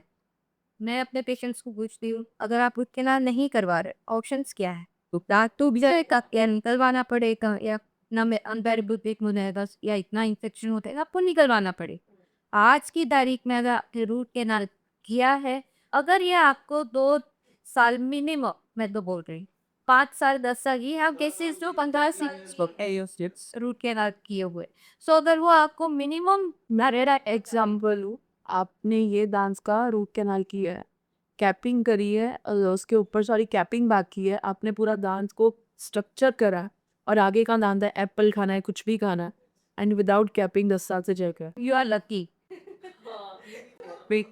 सेट कर पाई नहीं, वो मेरी मिस्टेक है, बट इट्स स्टिल, और मैंने और कहीं करवाए हैं तो वो अभी तक सॉस चले। सो आई वाज सेइंग कि अगर आप आज उस चीज को बचा रहे हो और it is serving you 5 years, तो भी आज तो आपने उसको बचा दिया ना, जो भी 5 years बाद उसका फेट होगा Facing 50 अपाई 10-20 years तक नहीं गए। I am just saying really, लोग हमसे पूछते गारंटी कितना है, कितना चलेगा, ये कितना चलेगा नहीं, आज नहीं निकाल रहे हो आप, स्टेज इंक्रीज आज नहीं निकाल रहे हो अभी 10-15 साल चलता है। इन एक एवरेज जगह भी खोलो 10-15 साल तक A कोई फर्क well-fitted oak canal tip with a well-fitted cap will work for. अभी ये गैप वाले पे एक माइंड में क्वेश्चन आया है, हमारे दांतों में गैप आना कौन से एज में स्टार्ट होता है? आई बिलीव तब जाके कैपिंग झिल्ली शुरू होती हो, ऐसा है? Cap नहीं होती है। क्योंकि जब आपके गैप आ रहा है तो फिर जो दांत Caps actually cemented होती है, दांतों से चिपका दी जाती है। इन रेयर ओकेजन्स कभी वो बॉन्ड वीक हो जाता है तो कैप साबुत बाहर आ गई, या कभी दांत वापस से नीचे से सड़ा है तो वो कैप के साथ बाहर आ जाता है, दांत का तो टूट जाता है। दैट इज मतलब सम डिफरेंट इश्यूज, लेकिन कैप हिलती नहीं है, दांत ही मिलता है। आप कैप क्यों मिले? लूज हो सकते हैं रेलिंग्स, मतलब कभी कभी अपना धीरे लूज जो उसमें सीमेंटेशन है वो सीमेंट हो गए बॉन्ड एली के निकल सकती है। आपका तो बॉन्डेड कैप्स भी आते हैं, अच्छा तो bonded caps are little expensive but they are. हाँ ट्यूरेबल ऐसा। तो अगर हम कैप्स का आ जाते हैं तो अभी हम इन फ्लो कैप के बारे में ये बता सकता हूँ मैं कि डेंटल कैप अगर रूट केनाल कर रहे हैं, अगर रूट केनाल करने की जरूरत ही क्यों पड़ी, क्योंकि कैविटी बहुत ज्यादा है। और ये तो मतलब पीपल आस्क मेनी टाइम्स ना इन कवर दैट आल्सो कि रूट कैनाल करके कैप क्यों लगाना? हाँ, so many times cap require होता है, मैनी टाइम्स कैप रिक्वायर्ड नहीं हो। कैप कब रिक्वायर्ड होते हैं? जैसे मैडम ने बोला कि 50% से ज़्यादा जब इन्फेक्शन रूट्स में तो इतना दाद इतना टूथ स्ट्रक्चर लॉस हो गया, तो उस टाइम कैपिंग वेरी इंपॉर्टेंट रहती है और ज़्यादातर पेशेंट वैसे ही आते हैं कि half of the tooth structure is loss, तो तो जो फिलिंग है उसको सपोर्ट करने के लिए ऊपर से हम पैक करते हैं। And believe me, it is a very long standing की, ऐसा नहीं है 15 साल 20 साल भी चलते हैं। तो हमने देखे हमारे पेशेंट्स को 15 साल का तो हमारे पास देखा है, और कोई पेशेंट पहले से भी करके आता है कि सर ये 20 साल पहले भी कराया था, तो डेफिनेटली चलते हैं। तो कैप्स, और दूसरी जगह कैप्स कहाँ हो सकता है कि भाई एक और डिजीजेस होती है जो पूरे के पूरे दांत घिसते हैं एजिंग प्रोसेस के हिसाब से, तो फिर हम लोग सिंगल सिंगल कैप पूरे माउथ में लगाते हैं, उसको फुल माउथ रिहेबिलिटेशन कहते हैं। वो पूरे दांत ही घिसे, अपने दांत are not table top flat ना, teeths are like this, elevation and depression. जब वो एलिवेशन डिप्रेशन समय के साथ में, या फिर एक डिजीज रहती है जो रात में लोग दांत घिसते हैं, स्ट्रेस रिलेटेड डिसऑर्डर को वजह से दांत पीसते हैं, इस वजह से ब्रक्सिज्म उसको कहते हैं। रात में जो घिसता है, जो दोपहर में भी घिसते हैं, उसको ब्रक्सोनेसिया कहते हैं। हाँ, नहीं ऐसे ऐसा कि वो तो अगर घिस जाते हैं और सारे दांत घिस जाते हैं, तो अपनी बाइट जो है वो कोलैप्स हो जाती है। तो अपनी ऐसे रहना चाहिए, वो बाद में ऐसे हो जाता है। पीछे ने ऐसे रहना चाहिए, वो ऐसे हो जाता है। तो अपने को ये सारी ज्योतियाँ आ जाती है, इस टाइप से हो जाता है। एवलेज में भी आपने देखा होगा होता है। तो इस केसेस में भी पूरे मुंह पे कैपिंग करते हैं, उसको फुल माउथ रिफ्लेक्शन देते हैं। That is also it. तो एक नॉर्मल कंडीशन में रूट कैनाल करने के बाद कैप लगाते हैं। कई कई आधा दांत फ्रैक्चर हो गए, हाँ फ्रैक्चर हो गया, फीलिंग्स बहुत एक क्राइटेरिया था कि कोई फीलिंग से नहीं हो पाएगा, तो उस केसेस में भी हम लोग बहुत ज़्यादा टूथ लॉस फ्रैक्चर की वजह से है, तो भी हम लोग कैप लगाते हैं। और एक्सटेंसिव एड्रेजन्स एंड एब्रेजन की वजह से भी कैपिंग फुल माउथ में करते हैं। इवन मिसिंग टीथ को रिप्लेस करने के ये वो एक उसको अपन फ्रिज गए। मेरा शायद मैं 5th 6th क्लास में थी जब मेरा एक एक्सीडेंट हुआ था। खुद की शरारत करते करते मैं गिर गई और बारिशें हो रही थी और आगे के दांत टूट गए मेरे। तो शरारती तो तुम हो। हाँ, तो तब ज़्यादा अभी नहीं अब। तो मम्मी सामने डॉक्टर था, उसके पास लेके भागी। वहाँ पे ऐसे पटाला, मतलब पानी, बारिश हो रही थी, गिर रहा था, तो मुझे कुटिया करवाई क्योंकि मम्मी को लगा शायद जीभ कट गई है ना। तो उसके बाद पीजीआई में बहुत देर तक सर्जरी चली, 7-8 घंटे। बहुत ज़्यादा वो था। तो उस टाइम पर उन्होंने बोला कि दांत अगर वो आपके ओरिजिनल दांत ही मिट जाएंगे तो वो वापस लग सकते हैं। तो ये एक चीज़ जो मेरे साथ हुई है। एंड अगर किसी का एक्सीडेंट होता है तो वो चीज़ को जो भी सुनेंगे उनकी लाइफ मैं हिम्मत को अक्सर क्या हुई। ये मेरी ज़िंदगी ने कराया। बिकॉज़ मम्मी को ऐसा लगा मेरी जीभ कट गई है क्योंकि दाँत से खून आ रहा था और आगे के दाँत है। अभी आप वो ब्रिज वाला बात किए तो मेरे दोनों दाँतों से ब्रिज। एंड अब मैं जिस जगह पे बैठी हूँ एज़ अ इन्फ्लुएंसर, मुझे लगता है अगर मेरी ज़िंदगी के कॉन्स हैं और अगर मैं कभी खुल के उनके बारे में बात नहीं कर पाऊँगी तो मैं कभी किसी से कुछ पूछ नहीं पाऊँगी। सो उतने आप आज इतने स्ट्रॉन्ग इनफ होने चाहिए कि मैं खुल के बोलती हूँ कि मेरे 2 दाँत नकली हैं और कैपिंग करी है। तो इट्स होता है, आज करवाते हैं लोग और मेरा तो उस टाइप है, it's a treatment, it's a treatment. हाँ, उसके लिए क्यों अरे मैं ये सुना है, जब मेरा दांत का ट्रीटमेंट था तो कैपिंग दी हुई थी, वो प्लेट लगा के दांत लगाते थे। तो मेरे क्लास के बच्चे बोलते थे दांत बोड़ी दांत बोड़ी। सो आई हर्ड इट। वो कहते हैं ना, वो आज जो बुलिंग है वो बहुत कुछ बीतता है, तो बट तब हम उतना समझते नहीं थे चीज़ों को। But any how the question is अगर वो की तार कितने टाइम तक देख, दांत के अंदर अपने जो दांत का स्ट्रक्चर रहता है, जैसे दांत दांत और मसूड़े रहता है जी, तो मसूड़े के अंदर कुछ फाइबर्स रहते हैं, क्या पकड़ के जकड़ के रखने के लिए, है ना? तो जितनी जल्दी हो सकता है, हम लोग कहते हैं कि अगर आधा पौना घंटे या जितना जल्दी बाद के अंदर 1 आवर के अंदर भी अगर अपना जो टूथ है वो लेके डेंटिस्ट के पास में चले जाओ, ओरिजिनल टूथ। अब इसमें क्या है, ओरिजिनल टूथ पूरा होना चाहिए। अगर टूथ के आधा टूटा हुआ है तो उसका कोई मतलब नहीं, अगर पूरा है नॉर्मली साबुर है वो सालूत है, और तो उसको रूट निकला होगा। तो अपने उसके सॉल्यूशंस रहते हैं, हम लोग बहुत टेक्निकल डिटेल्स में नहीं जाएंगे। आप नॉर्मल जो सलाइन रहता है उसमें रख सकते हो, नहीं तो दूध के अंदर रख सकते हो। बेस्ट ऑप्शन इज कि दूध के पेशेंट के लिए में नहीं रखना। आप वो जो दांत गिरा है, गिरा उसको रगड़ो मत, साफ मत करो, थोड़ा बहुत हल्का सा नीचे पानी से नॉर्मल अच्छे साफ साफ वाटर से इसको क्लीन करो, मुंह में ही रखो। और अगर ऐसा नहीं हो पा रहा है, अनकॉन्शियस पेशेंट होते हैं कभी कभी ऐसा, तो सलाइन में रख सकते हैं, दूध में रख सकते हैं, और तुरंत आधे पौने घंटे के अंदर 1 घंटे के अंदर आ जाते हैं। तो वो जो अंदर के फाइबर्स होते हैं वो डेड नहीं होते हैं, वापस रीप्लांटेशन कर रहे हैं। ऑब्वियसली उसके बाद में मे बी तब स्टेबल हो गया पेशेंट या कुछ ऐसा हो गया, तब उसमें रूट केनाल की ज़रूरत पड़ती है मैनी केसेस में, लेकिन उस टाइम वही दांत हो जा लगा सकते हैं। एंड वो फिर उतना ही स्ट्रॉन्ग बट वो उसका टाइम विंडो है। आप ऐसा नहीं है कि 4 दिन बाद लेके आ रहे हैं। वो तो आपका को ही कर जाएगा, बॉडी अपने आप को खुद को हील कर। इधर एंड जो फाइबर्स है वो चले गया पेरिडोंटल फाइबर्स, इमीडिएट ट्रॉमा में उन्होंने बोला ना कि जाओ ढूंढाओ में टैटू लग जाए। Immediately because I have worked in a civil hospital and I have dealt with the trauma cases तो road traffic accident वाले आते थे cases, so I have done this also कि उसको मतलब कुछ replantation होते हैं उस तक मतलब ऐसे हमने यहाँ पे भी किया है, निकहीं पे भी किया है। अच्छा फेमस डॉक्टर है सिलवासा के, उनका सन नहीं कर गया था, तो बिकॉज वो डॉक्टर है वो जानते थे, तो वो दांत के साथ ही आए थे और बहुत जल्दी आ गए थे, तो हमने री इम्प्लांट कर दिया था। तो वो कंडीशन सारी फेवरेबल होनी चाहिए। अब मैंने सर्जरीज का नाम लिया था, तो क्या डेंटल सर्जरीज भी होती हैं या ट्रीटमेंट्स कुछ ऐसा होता है?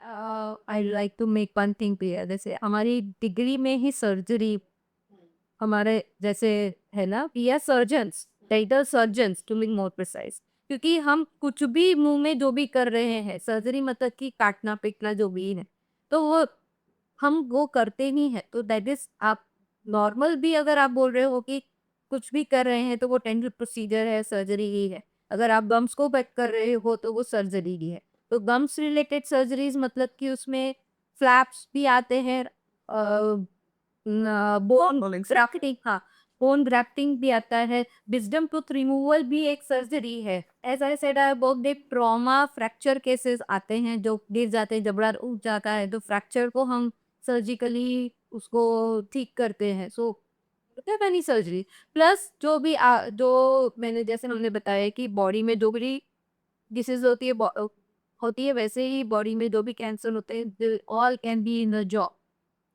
तो जॉब रिलेटेड सर्जरीज होती।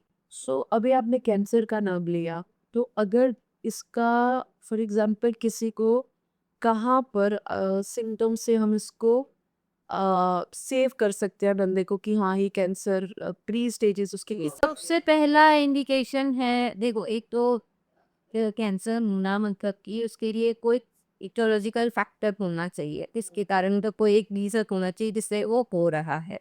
कीपिंग अपार्ट द इटियोलॉजी, आपको कब लगता है कि आपको शायद कैंसर हो सकता है? इट्स नॉट ओनली कि जो सब्सटेंस यूजर्स है जो कि कुछ ले रहे। तो हम लोग की पता है इतना चाहिए। तो अगर हम कैंसर पे बात कर रहे हैं, ओरल कैंसर और मुंह के कैंसर की अपन बात कर रहे हैं, तो उसका सबसे बड़ा कारण तो तंबाकू खाना ही है। That is the most common cause of dental sorry oral cancer. Oral cancer का सबसे मेजर कारण वो ऑब्वियसली सबको पता है, उसमें कोई बहुत एक्सप्लेन करने की जरूरत। बस ये दिखा। यस, दूसरा मेन कारण क्या होता है ओरल कैंसर का? देखो कैंसर तो किसी को भी हो सकता है, हाँ? लेकिन जो etiological factors that is very important to cover. Sharp, ज्यादातर शार्प टूथ होता है अपना विजडम टूथ।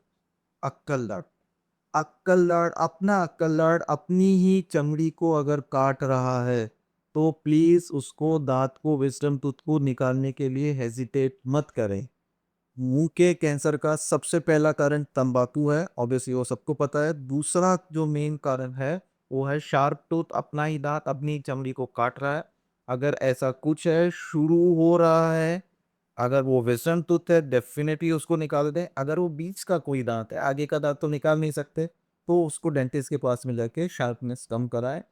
अब वो तो एक बहुत ही अनफॉर्चुनेट चीज़ है कि अगर हो जाता है तो फिर उसके लिए पूरा अलग ट्रीटमेंट प्रोटोकॉल है। वो सर्जरीज करनी पड़ती है, रेडियोथेरेपी करनी पड़ती है, वो पूरा कैंसर तब कैंसर ट्रीट तो when I was saying the etiology को हम थोड़ा साइड पे रखते हैं, आई मेड टू से कि आपने पूछा कि कब हमें लगता है कि योर क्वेश्चन वाज कि कब, अब हम सिम्टम्स पे आ जाते हैं। कि कब आपने बोले कि कब हमें लगेगा।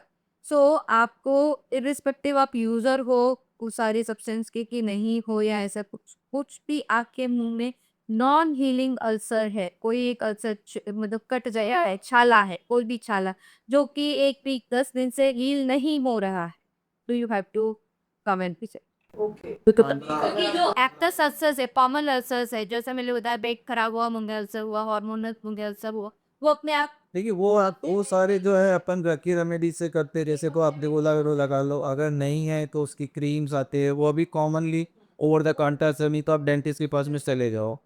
किसी भी कंडीशन में अगर 15 दिन से ज़्यादा छाला हीलिंग नहीं हो रहा है, घाव नहीं भर रहा है, तो फिर अपने को उसकी जांच करानी चाहिए, मोस्टली बायोप्सी वगैरह करके देखते हैं। और वो ऑब्वियसली आप डेंटिस्ट के पास भी जाएंगे तो आपको हो गया। एडवाइस अच्छे से एडवाइस कर। अच्छा, हम सर्जरीज को कंटिन्यू अगर करते हैं, जैसे बहुत इधर से अभी हम एक चीज़ भूल गए, गम सर्जरीज। तो मैंने जैसे बताया था टूथ ब्रशिंग वेरी इंपॉर्टेंट है, पर समहाउ ज़्यादातर लोग शायद ना कर पाएँ, तो उससे गम्स की तकलीफ़ें शुरू होती है। हम दाँत की तकलीफ़ें बहुत डिस्कस की है, गम्स की तकलीफ़ें क्या होती है, गम में सूजन आ जाती है। सूजन आ जाती है तो वहाँ से ब्लीडिंग शुरू होती है, खाना पसना, आपने पूछा ना खाना पसने का मेन कारण क्या है? तो खाना कब फँसता है, जो गैप जो बन रहा है, अगर हमारे ऐसे, अब मैं सभी पेशेंट्स को बोलता हूँ कि हमारे मसूड़े कैसे, हम लोग कोई रिज़ॉर्ट में जाते हैं, वहाँ पे जो बेडशीट होती है कितनी टाइट होती है ना? होटल के रूम में एकदम टाइट बेड, तो वैसे टाइट मसूड़े होने चाहिए।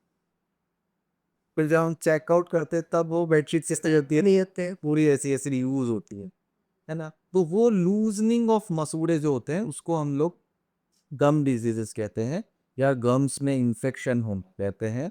वहाँ पे जब गम्स टाइट हैं, दो दांतों के बीच में गम्स ऐसे टाइट भी जैसे हैं, जब वो गम्स रिसीड हो रहे हैं, और उसका एक ही कारण है, अच्छे से ब्रश नहीं करोगे तो खाना फंसेगा, खाना फंसेगा तो कैविटी भी होगी और गम्स भी रिसीड होंगे। तो जब गम्स रिसीड हो रहे हैं तो क्लीनिंग इज़ वेरी इंपॉर्टेंट, साल में एक बार कराना चाहिए। कोड़े रिसीड हो गए तो अगर समझो अपन लेट जागे तो भी क्लीनिंग क्लियर, अगर बहुत लेट जागे, वो दांत और मसूड़े के बीच में कुछ जगह बन जाती है, इसको हम डेंटल टर्म में भी पॉकेट्स ही कहते हैं।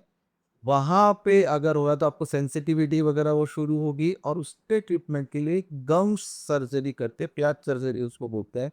गम्स को अंदर से पूरा देखो, डे टू डे आप ऊपर ऊपर है तो हमारा जो क्लीनिंग वाला इंस्ट्रूमेंट है वो ऊपर कर, लेकिन अगर डीप है तो हमको एक छोटे से कट करके पूरा गम्स को और टीथ टूथ की रीस को रूट्स को क्लीन करते हैं। आपस के छोटे थोड़े टापे लगते हैं, 1 हफ्ते में ठीक हो जाता है। हो सकता है गम्स रिसीड हो तो उसके लिए वाटर फ्लॉसर वो प्रोटोकॉल्स हम लोग देखते हैं, उस टाइम में माउथ वॉश प्रिस्क्राइब किया जाता है for 1 week to 2 weeks, so local infection control करने के लिए। तो ये कॉमन सर्जरी है जो हो सकती है, और कॉमन सर्जरी का दांत निकालना की है, बहुत सारी मैंने हमने डिस्कशन ऑलरेडी कर दी है। सर्जरी तो बहुत ब्रॉड टर्म है, बट ये डेंटल ट्रीटमेंट्स में आप कंसीडर कर सकते हैं। अभी हमने बहुत सारी डेंटल केयर के बारे में बात करी है, बट मुझे लगता है कि हम उसको भूल गए, तो हम उसके बारे में बात करते हैं कि जहाँ से हमारी ज़िंदगी शुरू होती है। एक छोटा नन्हा बच्चा कि वहाँ उसके में भी प्रॉब्लम आती है, क्योंकि दोस्तों मैंने वो फेस की है। My daughter was on bottle feed, और जब उसके दाँत हुए हैं, तो तब जब उसके दाँत आए हैं उसके बाद से वो बहुत अजीब-अजीब से दाँत थे, जो दूध वाले दाँत होते हैं।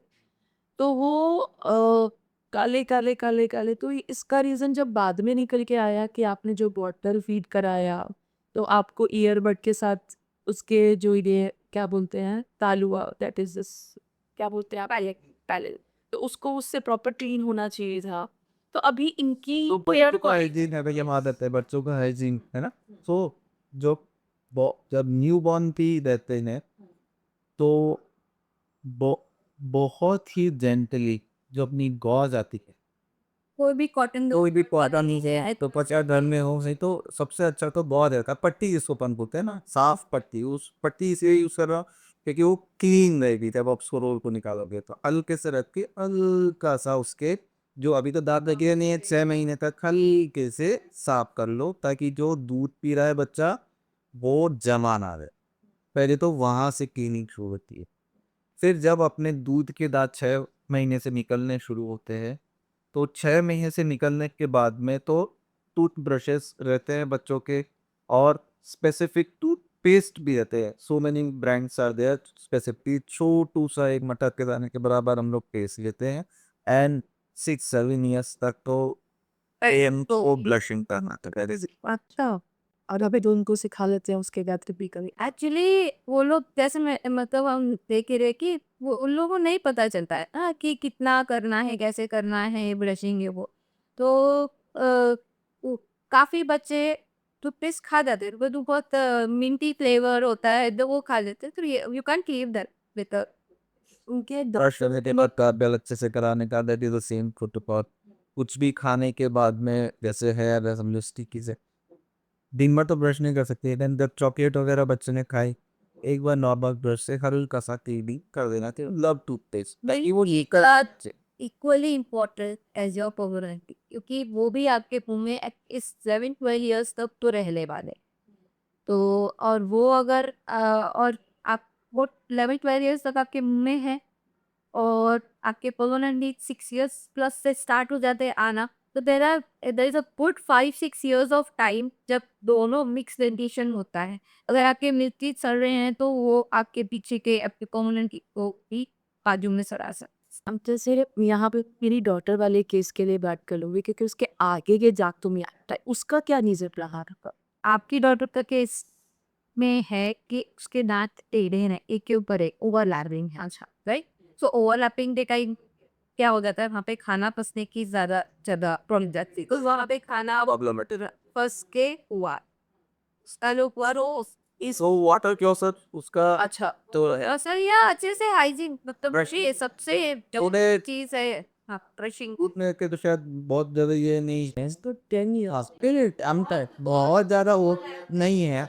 लेकिन जिनके ज़्यादा तक ओवरलैप रहेंगे, समझो दांत ऐसे ना हो कि समझो किसी के ऐसे हैं, तो वहाँ पे ब्रशिंग ब्रसल्स नहीं रहते, उसके लिए भी वाटर फ्लॉस है। खाना फंस के जमा भी रह जाए। ज़्यादातर तकलीफों का इलाज फूड ड्राई हाइजीन है, brushing and water floss. Ram पानी का पूरा काज डेंटिस्ट की जरूरत है कि परमिशन, हम लोग ट्रिप पे रह रहे थे। पर ट्रिप पे जाने के लिए पैसा चाहिए, तो वो पैसा कहाँ से आएगा? अच्छा, अभी इसी पे क्लियर तो आता है। मेरा अगला क्वेश्चन है कि why dental treatments are so expensive? Yes, the treatments are expensive and I agree to it. उसके पीछे सबसे पहला रीज़न तो यही है because we work on patients, we just don't prescribe, we just don't do a checkup और आपको मतलब एक 5 दिन दवाई ले लो ठीक हो जाओगी, नहीं, we have to do work on the patient. So हमारा काम तभी से शुरू हो जाता है। So it's a kind of a treatment आप ले रहे हो, तो जब आप एक ट्रीटमेंट लेते हो तो उसका उतना टाइम, उसका उतना उसके अंदर सब जा रहा है, मटेरियल हमारा इन्वेंट्रीज जा रही है, जो इक्विपमेंट्स लग रहे हैं वो सब कुछ दे आर कॉस्टली। तो हमारा एस्टेब्लिशमेंट इटसेल्फ इज कॉस्टली, हमारा डेंटल चेयर इज कॉस्टली, तो हमारा इन्वेस्टमेंट ही बहुत ज़्यादा है। प्लस उसके अंदर हमको हार्ड वर्क, हम उतना ही टाइम भी दे रहे हैं पेशेंट को। जस्ट नॉट चेकअप करके दवाई लिख के 5 मिनट्स में आपको नहीं भेज रहे हैं बाहर, कंसल्टेशंस तक के नहीं भेज रहे हैं। हम एक्सरेज भी लेते हैं, हम आपको एक्सप्लेन भी करते हैं, हम उसका ट्रीटमेंट प्लान करते हैं पूरा and then we do the treatment. So आप कितना टाइम स्पेंड कर रहे हो एक अपेंडिक्स रिमूवल ऑपरेशन में, जैसे जितना टाइम लगता है हम भी एक सर्जरी में कुछ काम कर रहे हैं तो वो एक रहता है।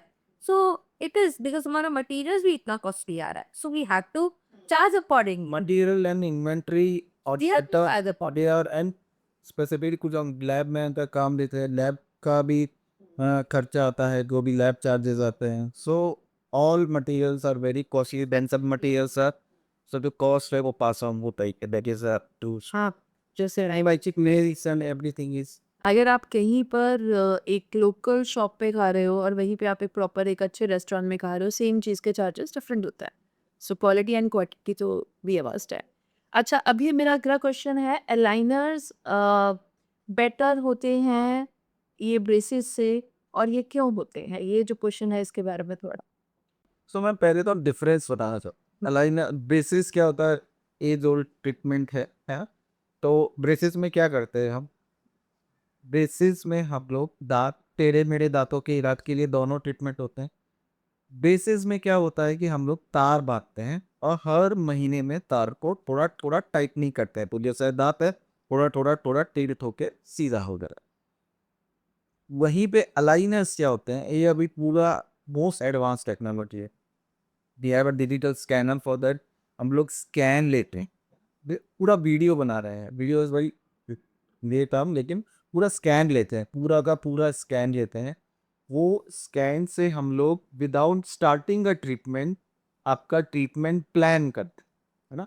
और वो ट्रीटमेंट प्लान करने के बाद में जो ट्रांसपेरेंट प्लेट्स आती है, अभी अलाइनर सबको पता ही है, आपने क्वेश्चन पूछा है तो। सो बेसिक डिफरेंस क्या है कि वो, ये हम लोग हर महीने उसको टाइट कर रहे हैं, जबकि अलाइनर्स हम लोग प्री ट्रीटमेंट ट्रीटमेंट प्लानिंग करके और वो पेशेंट को देते हैं, तो ट्रांसपेरेंट प्लेट्स बनते हैं। अभी आप पूछोगे बेटर क्या है, बेटर नहीं है, it's your choice. Both the treatment results उनका सेम ही आता है, लेकिन aligners are more advance technologies, more comfortable I most comfortable. जब चाहिए आप जब आप नहीं, जब चाहे तब नहीं कर, उसको 22 घंटे पहनना है दिन में, खाली खाना का। रिजल्ट सही आएगा था। आप ये कर अनाइनर करा दिए, पहन नहीं रहे हो। इसका डिसएडवांटेज ये हो गया समझो, अगर इस ये बात से निकला है कि जो ब्रेसेस है वो ट्रीटमेंट तो का ट्रीटमेंट हमारे हाथ में है, आप ब्रेसेस निकाल नहीं सकते हो, ताला निकाल नहीं, लेकिन अलाइनर आप नहीं पहनोगे तो वो ट्रीटमेंट आपके हाथ। सो अलाइनर्स को पहनना चाहिए 22 से 23 घंटे इन अ डे। जब आप खाना खा रहे हो और ब्रश कर रहे हो तो दिन में 2 घंटे की छूट है, निकाल सकते हो। एंड अलाइनर्स आर बेटर क्योंकि सबका नाम ही इनविजिबल अलाइनर्स है, तो दिखने के लिए वो बहुत अच्छे हैं, ब्रेसेस दिखते हैं। तो और ये कोई भी ब्रेसेस के साथ आपका थोड़ा फूड रिस्ट्रिक्शंस भी आता है, जो कि अलाइनर के साथ आपको निकाल के ही खाना है। अभी you can have whatever you want और हैव द इनडायरेक्ट उसको निकाल के ही खा है ऐसा। सो अलाइनर्स आर बेटर दे मी। इंटरमीडिएट फास्टिंग भी करा देना अच्छे से। वो तो ब्रेसेस से बहुत सारा हो जाएगा, उसमें तो आपका डाइटिंग ही हो जाएगा। बिकॉज यू कैंट बट काम लागे सारी चीजें नहीं खा पाओगे आप। वो ज़्यादा अच्छी है, बिकॉज आपके लिए मैंने क्या बोला, इट्स सिर्फ पर्सनल चॉइस। Personal choice. और के अलाइनर्स आर मेनली जो लोग चाहते नहीं कि ज़्यादा मेरे को ऑफिस गोइंग लोग हैं, एज इतना ज़्यादा मैटर नहीं करता है, कोई भी कौन सी एज से स्टैंडर्ड एज 14-15 साल में कराना चाहिए, लेकिन अगर 40 साल 45 साल वाले भी करा रहे हैं तो उसका कोई फायदा नहीं। खाली के लिए टीथ और गम स्ट्रॉन्ग होने से, दम लूज है, दांत हिल रहे हैं तो क्या, क्योंकि उसको तो इट्स अ पर्सनल चॉइस। यही निकालने वाला आ जाए। Personal choice. आप ब्रेसेस भी करा सकते हैं। अलाइनर्स आर बेटर बिकॉज सबसे पहले तो इनविजिबल है, ज़्यादा किसी को पता नहीं चलेगा, क्लोज आएंगे तो भी पता नहीं चलता है। सेकेंड, उसको निकाल के खाना खाना है तो आप कुछ भी खा पी सकते हो। So it's personal choice but better aligners. What is this implantation के बारे में थोड़ा। तो डेंटल इम्प्लांट्स, इम्प्लांट के बारे में आपको बताना चाहता हूँ, मिसिंग टीथ जो होता है, समझो किसी वजह से हमने फिलिंग नहीं करवाई, रुक के लाल नहीं करा, किसी वजह से प्लेट हो गया, दांत निकालना पड़ा। तो दांत निकालने के लिए फिक्स अगर अपने को चाहिए तो दो चीज़ होती है, ब्रिज होता है जो हम लोग ऑलरेडी डिस्कशन कर चुके हैं, कैप सिंगल होता है, ब्रिज मतलब आगे पीछे दांत का सपोर्ट लेते तो मिसिंग दांत लगा। उसमें उसका नुकसान क्या है, दो इट इज ऑल्सो गुड, सालों से हो रहा है, ऐसा कुछ बुराई नहीं है, लेकिन उसका नुकसान क्या है, इम्प्लांट का ये इन्वेंशन क्यों हुआ यार, इम्प्लांट की ज़रूरत क्यों पड़ी। तो क्योंकि हम आगे और पीछे वाले जो सॉलिड अच्छे हेल्दी दांत है उसको शेपिंग करने के लिए उसको हम लोग अल्टर करके, तो उस जितना भी आप ओरिजिनल दांत को टच ही नहीं करने का ना, और अल्टरेशन नहीं करने का, तो जितना हो सकता है हम इम्प्लांट का सबसे बड़ा एडवांटेज है कि हम आगे पीछे वाले दांत को टच नहीं। You are not dependent on any other thing. Yes, तो हम लोग एक छोटा सा स्क्रू होता है वो लगाते हैं, उसको डेंटल इम्प्लांट्स कहते हैं। It is as good as you can compare कि किसी का हार्ट टूट जाता है ना, समझो किसी का हार्ट टूट जाता है, किसी भी फ्रैक्चर हो जाता है तो नॉट्स लगा देता है, वो भी टाइटेनियम के होते हैं, मेडिकल ग्रेड टाइटेनियम, ये भी मेडिकल ग्रेड टाइटेनियम होता है। करते हैं 2 से 3 महीने हम उसको डिपेंडिंग 3 मंथ्स और रखते हैं, और उसका इन फिक्स लगाना का किसी का सपोर्ट चाहिए ना, तो उसका सपोर्ट लेके फिर हम उसी पे कैप लगा देते हैं, तो आगे पीछे वाले बात को टच नहीं करे। तो neighbouring teeth are happy and missing teeth तो रिप्लेस हो गया। तो that is very For durators, they are bridge. yes. It's I can't say it's a painful procedure. Actually dental treatment सभी डेंटल ट्रीटमेंट के लिए सब लोग सोचते हैं कि दानों में बहुत तकलीफ होगी, काम कराने के लिए बहुत तकलीफ होगी। Pain can be managed. देखो दांत निकलवाया है ना, तभी तो इम्प्लांट लगवा रहे हो। दांत निकाल तो जब दांत निकलवा के वक्त जो छोटा सा एनेस्थीसिया देते हैं, इंजेक्शन देते हैं, उसी एनेस्थीसिया में इम्प्लांट दिला। एंड एक और चीज मैं अपने इम्प्लांट पेशेंट के ऊपर निकालते वक्त वी आर पुलिंग, प्रेशर है ना, पुलिंग। वो पुलिंग हमेशा पुलिंग पेन कंपेरेटिवली ज्यादा होता है। जब हम इम्प्लांट डाल रहे हैं तो एनेस्थीसिया तो है ही, और जब अंदर प्लेसमेंट कर रहे हैं छोटू सा 10 मिलीमीटर 11 मिलीमीटर ज्यादातर हाइट का रहता है, 10 मिलीमीटर मतलब इतना, एक सेंटीमीटर। हाँ 1 सेंटीमीटर। तो जब हम इंसर्ट कर रहे हैं तो वो very less. And nowadays to be very frank have like to add, हम लोग कंप्लीट डिजिटल इम्प्लांट प्रैक्टिस है। अच्छा, it's a new thing because हम जो एडेड किया स्कैन हम लोग करते हैं, और डेंटल सिटी स्कैन होता है, not that full CT scan लेकिन उसको दोनों सॉफ्टवेयर को कंबाइन कर लेते हैं। कंबाइन करने के बाद उसके सर्जिकल गाइड्स बन के आते हैं, छोटा सा खड्डा बन के आता है सिंपल लैंग्वेज में, इधर है खड्डा किया, हाँ मैक्सिमम टाइम अभी उसमें टाका भी नहीं, या तो एक छोटू सा टाका लगता है, नहीं तो नहीं लगे। तो ये पेनफुल उतना नहीं। एंड पेन परसेप्शन खुद पे डिपेंड है, ये भी मैं कह सकता हूँ। वैसे तो I don't want to be distinct, pain perception आपको ऐसे बॉडी का रिएक्शन है वो, अगर कोई कोई कोई ज्यादा थ्रेशोल्ड हाई होता है पेन का, किसी का कम, लेकिन there is nothing which can not be manage with medication.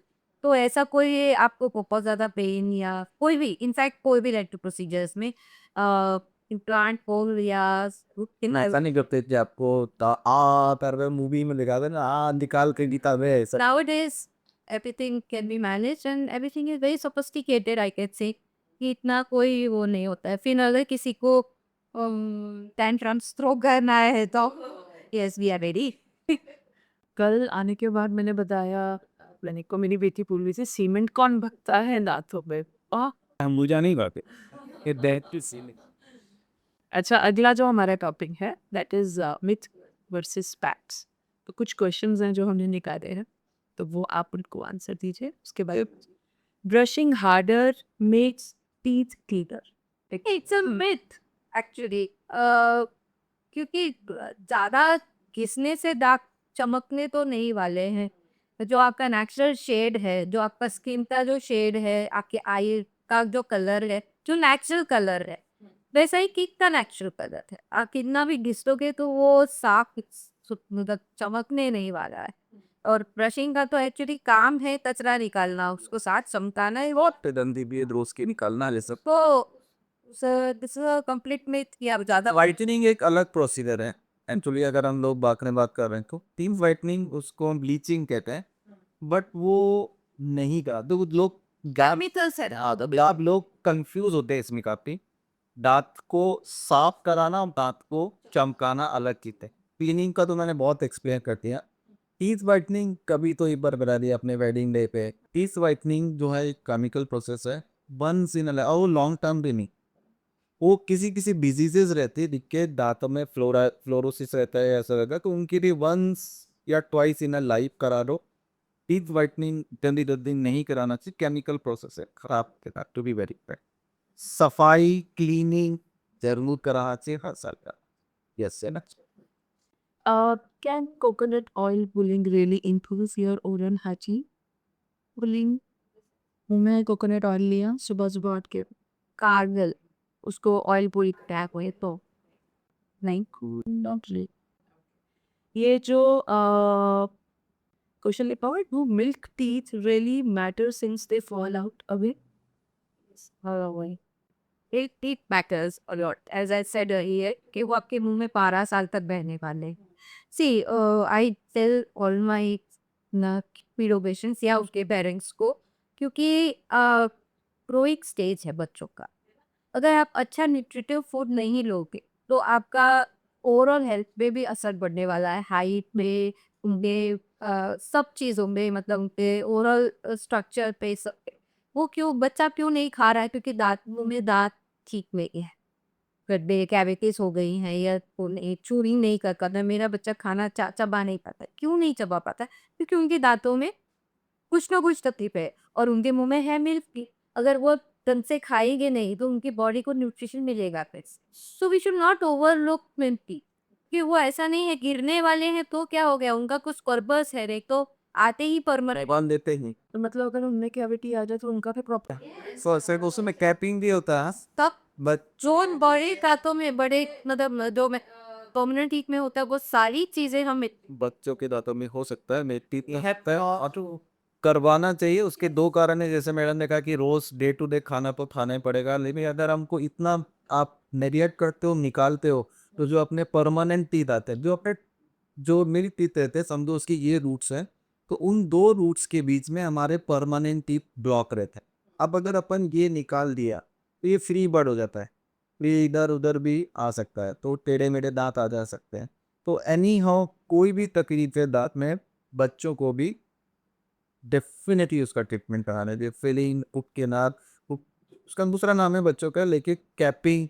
अब कैपिंग हम कब करते हैं बच्चों के? जब भी समझो वो राइस है अभी दाँत निकलने। अभी 4-5 साल का बच्चा, उसका रूट कैनाल हो गया, तो 4 साल से 14 साल तो दांत चले जाने, 10 साल निकाले हैं तो कैपिंग करती है। जब 10-12 साल का बच्चा है, खाली रूट कैनाल करना है, 2 साल चलाना है, तो नाम भी कहो, लेकिन इनिशियल के लिए जरूर। यस। और जब वो दांत उनका वो वाला अपने आप से निकलता है तो वो कैप्टिस का साथ में हर्ट जाता है। I have experience. अगर अगर कैप कर रहे हैं, पीडो दांत में, बच्चों के दांत में मिल्क रूप में कैप कर रहे हैं, तो असल बच्चों की वो फीलिंग भी वैसी रहती है।